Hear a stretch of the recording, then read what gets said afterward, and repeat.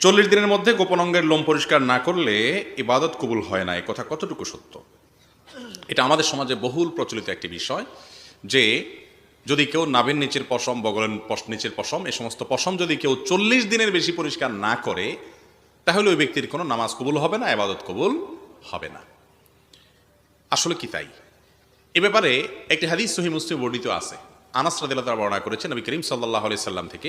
তিনি বলেছেন, ওয়াক্কিত লানা, আমাদের জন্য নাভির নিচের পশম ইত্যাদি এগুলো ফেলানোর সর্বশেষ সীমানা নির্ধারণ করে দেয়া হয়েছে 40 দিনকে।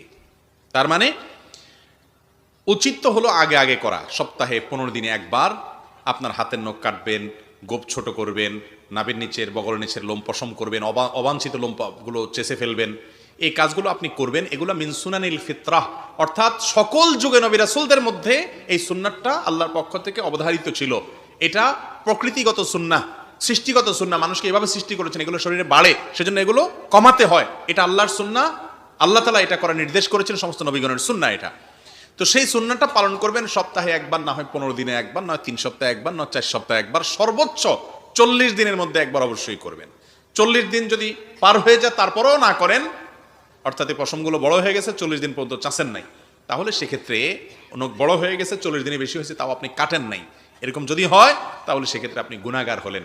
কারণ হাদিসে নবী করিম সাল্লাল্লাহু আলাইহি সাল্লাম 40 দিনের মধ্যে এটাকে কাটার নির্দেশ করেছেন, 40 দিনকে চূড়ান্ত সীমানা নির্ধারণ করেছেন।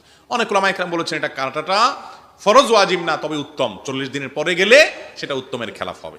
কিন্তু কোনো হাদিসে এই কথা বলা নাই যে 40 দিনের পরে যদি কাটা না হয় তাহলে নামাজ হবে না বা নামাজ কবুল হবে না, এমন কোনো কথা হাদিসে নাই। অন্যান্য ইবাদতের সাথে এর সম্পর্ক নাই। তবে হ্যাঁ, নখ বড় হয়ে গেছে, সেখানে ময়লা ঢুকে এমনভাবে জমে শক্ত হয়ে বসে গেছে যে পানি ঢুকে না নখে, তাহলে সেক্ষেত্রে সেটা কারণে উজু হবে না, উজু না হওয়ার কারণে নামাজ হবে না, এরকম যদি হয় সেটা ভিন্ন কথা।